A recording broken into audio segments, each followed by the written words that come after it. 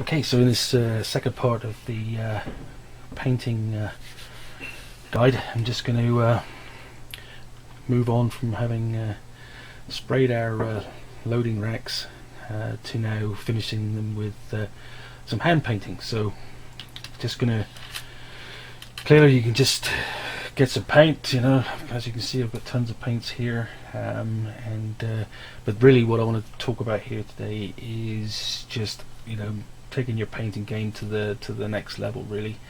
So to do that, I use a wet palette, which you got here. So, you know, a small plastic container from the dollar store. You never guess how much it cost me, $1.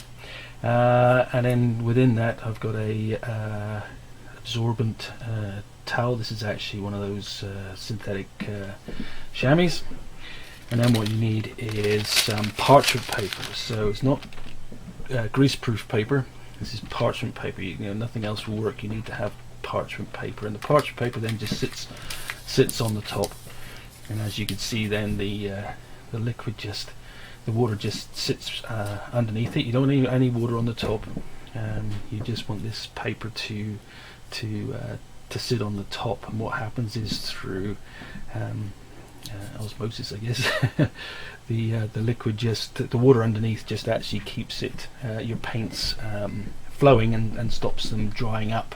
And you can literally come back to your paint, you know, a week later and it's still dry. Whereas if you put your paints just normally on a piece of card or whatever else you use, what you're going to find is that your paints dry out really quick. So it's particularly useful if you're working on a longer project and you need to keep a certain color of paint consistent throughout.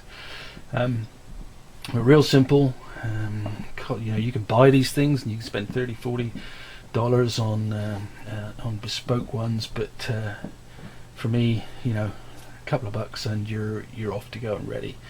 So use distilled water, because otherwise what you'll find is you'll get mold and everything appearing on your chamois. The chamois has got a little bit of mold on it, but to be honest, I've been using that for 2 or 3 years now. So so there you are. That's a really cheap, simple wet palette. Definitely would recommend a wet palette for your painting for sure. So the next thing I want to talk about is brushes, and you know, I've got a lot of brushes. And I've got some cheapo ones for doing scenery, but when you're actually doing painting, it's worth investing in the best brushes that you can afford. Now, like anything, a good brush is not going to make a poor painter a good painter, you know, because at the end of the day you've still got to practice to become good at painting. But what it does do is give you the best chance of success. And so you know, if you can get sable brushes, those would certainly be the ones to go for. There are certainly synthetic brushes nowadays that apparently are as good as the Kolinsky sable, but I haven't used those, so I can't really talk about those and give you an objective review. But what I do know is that you know, if you buy good Kolinsky natural sable brushes, then you know, your painting level will go up a notch, and if you look after them, they will last you a long time. So again, I'm not you know, committed to anybody, nobody's sponsoring me for these videos, so this is just my personal preference. But one of the classics, I guess, that you'll you know, that we see a lot is the Winsor & Newton Series 7, and there's been lots of chat recently about the fact that these brushes now, the quality control has not been as good as it has been in the past. I can't speak to that. I still find, you know, the ones that I bought recently still work very well for me, and you know, I find them, you know, extremely good, and the standard basically. So what do we mean by a good brush, and why is a good brush important? Well, clearly if you've got a good tip, that's extremely important, because then for your fine details you can actually get a really good precise application of paint. But equally as important is actually the fact that, you know, a good brush body holds, you know, plenty of paint. So as you're going along, the paint is flowing out of the body of the brush and onto the tip, which actually gives you a much better finish. Also got these from Broken Toad miniature series. You know, again, Kolinsky Sable, very good. Here's a sort of no-name brand, Escadao. I got those off Amazon actually, but again, you know, good Kolinsky Sable. These are actually from Spain, and these work pretty well as well. So yeah, you know, there's gonna be a lot of people that say, oh, I bought my brushes from Walmart and they're just fine, they last me for years, and that's great. If it works for you, then great. It's not for me to tell you to do something differently. I'm just telling you that my experience. And if you look at those, you know, the good painters that actually, you know, paint miniatures, for example, they will tell you that investment in a decent brush is a worthwhile investment, and frankly, you know, they will last you a lifetime if you look after them properly. And a bit later on in this video we'll talk about looking after brushes and the use of brush soap, for example.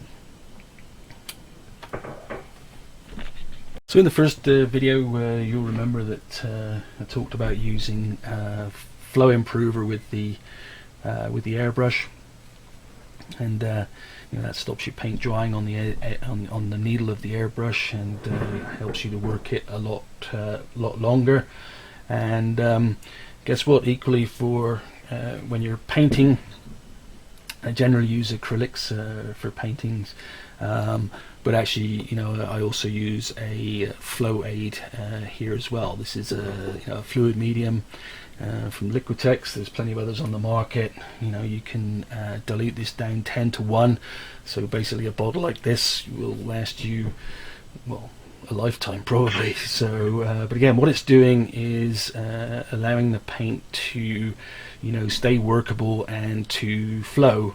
So for sure you could use water, again you can use Windex, you know, whatever works for you. But you know, for me, what I find, you know, just paying a few bucks for some of this Liquitex Professional, for as an example, does provide better results, gives you much more control over the paint. And you know, we're dealing in a very small scale here, so you know, the ability to control your paint in miniature is really important. Paints wise for these, I'm going to use Vallejo and MIG. So again, these are paints that are readily available. Again, I have no relationship with any of these paint providers. I have Games Workshop Citadel paints, I have Tamiya paints, I have Liquitex inks, and I also have some of the Alclad metal ones as well. So you know, again, you know, find what paints work for you. I just find that these paints, you know, hold their pigments really well, give good coverage, and you know, you have such a broad range of colors that ultimately it's you know, they just work really well. Again, one bottle, if you look after it and keep it the top clean and keep it sealed, then they'll last you an awfully long time, particularly if you're diluting them down with, you know, flow aid and or water. And the key here is to always thin your paints. It's better to do a number of really thin coats rather than just going for it and saying, I'm going to chunk on a really thick coat and get after it that way, because you will lose some detail. And again, it depends what you're trying to achieve on these. If you're trying to get a good level of detail on it, then thin your paints and multiple thin layers as opposed to one big thick layer. One other thing to remember is, you know, some paints are you know, designed specifically for spraying. So Tamiya paints, acrylics for example, you know, terrible on a brush frankly, but really good, you know, thinned and through an airbrush. And similarly with these MIG ones, or even the Model Air ones, where what you're finding is you've got different color lids, and usually the ones with the black lids, they're the ones that are already diluted, you know, so you could put them straight through your airbrush if you so wish. The yellow ones, these have got a little ball bearing inside to make stirring it much better, and just the standard ones with the white lids, these are just ones that really need to be thin. But again, each range has its own nuances and ways of doing things, and really trying them out is the best way to find out what works for you. So in this video, I'm not saying this is the only way to do things clearly, but what I am saying is this is what over a number of years I found works best for me as we get into painting, and hopefully you'll see that in the results that we get. I guess the next thing is to kind of plan your painting of the model, and with these, you know, we've talked before about, you know, we're going to have the yellow high visibility railings. We've talked about the unloading pipe going to be white. We've talked about this stanchion being metal, and then I've got this base here, so you know I can determine what color I want to do that. So think about how you're going to build up the paint on the model before you start. So I'm thinking I'm going to use this as a concrete base, because that would be fairly reasonable, I think. We've talked about the rest of this being metal, so if the rest of this is metal, then you know I should have some shiny bits on the front step of the steps through use, and again then we've got yellow in terms of the high visibility handrail. So again, think about, you know, which colors you're going to use and in what order you're going to do them as well. And I tend to start off with bulky large areas first, and then move down into, you know, smaller and smaller details. So for example, we've got a piston on the side of here, because what happens is when the people go to the top of this, they push this piece down, it drops the ramp down, and then they can put it up again. So it's got a series of like you'd have in your car, a tail lift, for example, pistons on the back there. So again, not thinking about weathering at this point. And again, another tip: I always paint my items, you know, first as if they're brand new, and then I weather afterwards. You know, there's a lot of people that actually will start just weathering them from the go. But for me, what I find works best is that I start off as new, and then weather them as they would be reused, and I think that's where I get the best results. And you might have seen that I've got orange here as well, and you think, well, why have I got orange? What's on here that's orange? You know, perhaps it's the valve wheel. No, what you'll find is if you're ever using yellow is a terrible color to actually make look good, right? You know, particularly if you want to do it in thin coats, as we talked about earlier. If you just want to slap it on and have a big thick daub of yellow, then it'll work. But what you'll find with the pigment in yellow is it takes time. So, and particularly if you're airbrushing, you know, you want to build it up in layers. And so what I found that works really well is actually if you put a base of orange on first and lay the yellow over that, you get a much richer color tone. And like I say, the proof of the pudding's in the eating. So as we put this on and you see how it builds up, you can judge for yourself whether that's a step that's worth taking for you. So I put some of this concrete color down on here, and already you can see it's actually quite thick. So what I've got here in this little pot is my flow aid that's been diluted 10 to 1. So again, we can just lift some out here, put it on top of our parchment paper, little pile there, so we're not contaminating the water in the jar. And now we can get to work painting the concrete base. A little bit of medium, a little bit of paint, a little bit of medium, a little bit of paint, get it to the right consistency so you can get a nice thinned paint that you can apply to the area that you're trying to paint. And normally I've got a light with a magnifying glass here, and but that seems to be very difficult to get going. and to film at the same time as well. So I'm going to try to do this in the natural light here.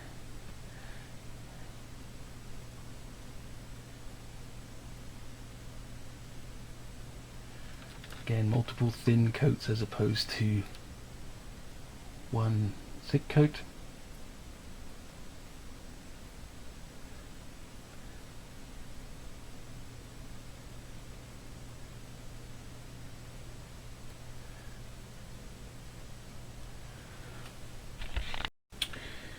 Another thing to remember is to also let, you know, we talked about doing a number of, it's better to do a number of thin coats rather than one thick coat, but do remember to let the underlying coat dry first, else when you brush your draw your brush across with the new layer of paint, it's going to actually disturb and pull up the previous layer. So, you know, acrylics dry really quickly, so you haven't got to worry about that too much. And if you're using a wet palette, then your paints here are going to stay, you know, workable for days.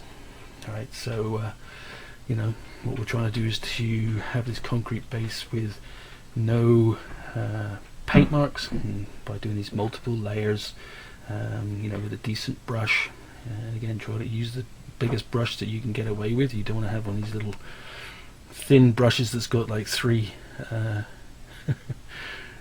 hairs on the end of it. You know, try to get the biggest brush, and that's why having a quality brush is better, because what you've got is a body which will hold a lot of paint, but a very, very fine tip, so you don't have to keep going back to your paint mix.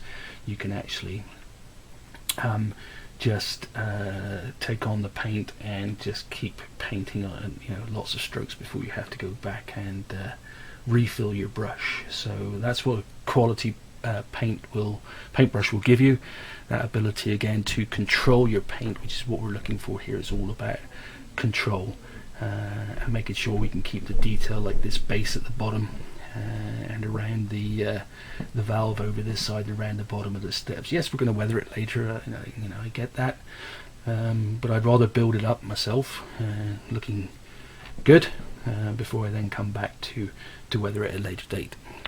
So I've painted the metal structure here now with a hull red, which is this nice dark irony colour, and again, just the importance of having good brushes. You can get in here, you know, and around the details, and you don't have to keep coming back to your wet palette, because you've got plenty of paint in the brush head itself. So again, thin coats, you know, and just build up the colour and build up the paint. You know, we don't want to see any brush strokes.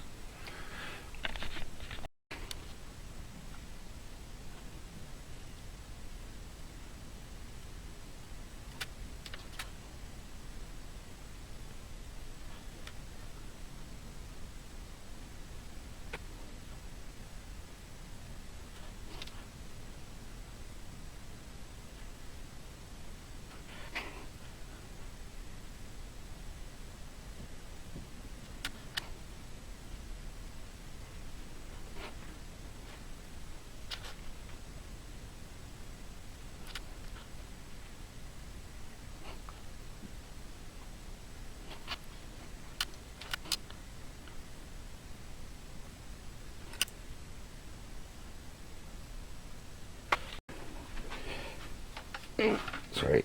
So while we're just waiting for the orange to set up, I just want to mention about buying the best brushes you can, and if you're going to do that, then you need to look after them, and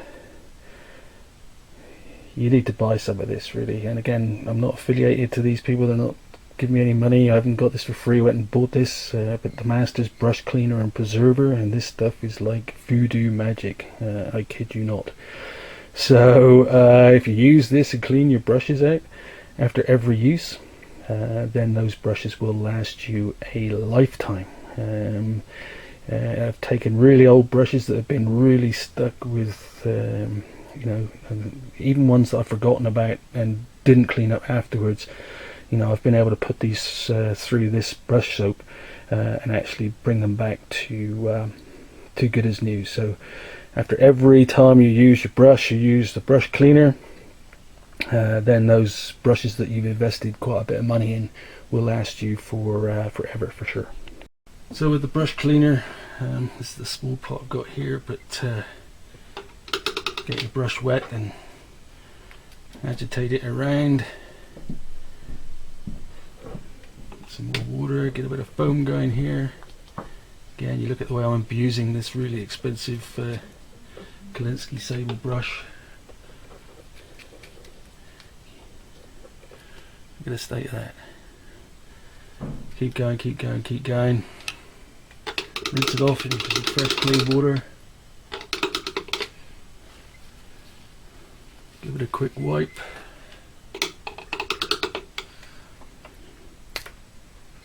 And look at that, your point is restored like it should be. Magic stuff, like I say, voodoo, but it works. Yeah, so we got our base orange down now, and now I'm going to start off with the yellow. And as you can see, yellow paint is probably one of the most difficult paints to actually use in terms of, you know, its ability to cover things. So you know, one of those things where you have to you know, use multiple thin layers, as we talked about, and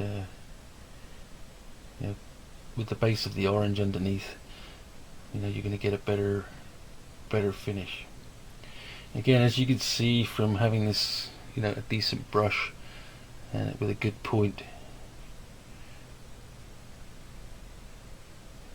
you know, the body of the brush holds plenty of paint, and therefore, you know, you can get a good finish and some detail. So definitely worth investing in a set of good brushes for sure.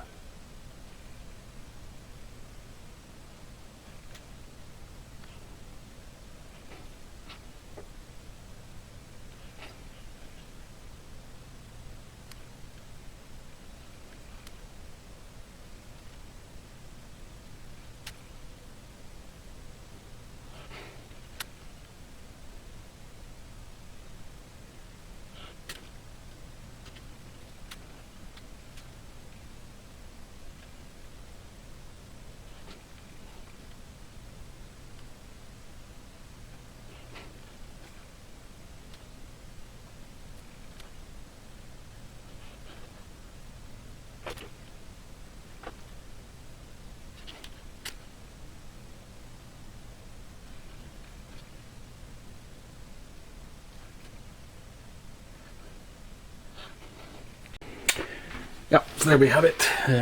Nice even coat of yellow overall. So I'll just go on and finish the rest of it now, and come back to you in a second. So there we go. Just finished it up now. If you remember from the first video in this series, we talked about planning the paint colors before you even start, so you know where you're going to go, and stick to that as you go through, and that's what I've done. So we've got the white piping here, that's just Vallejo white. The piston here that we talked about, that's McCrag blue from the Citadel range. The steel struts and the pistons, that's matte aluminium from the MIG metal range. And then finally on the hose that comes down the side, that's tire black from the Vallejo range. So yeah, I hope you've enjoyed that in terms of, you know, painting the most difficult color to paint, which is yellow. And that concludes this video, and in the next video we will be weathering this little piece of art. So yeah, so hopefully I'll get that video up over the next few days or so. So leave any comments or feedback in the below, and yeah, hope it's been useful. Like I say, it's not not saying this is the only way to do things, but this is the way I like to do things. So you know, hopefully there's something here that that helps you if you get to build this kit or any other kit. Yeah, bye for now.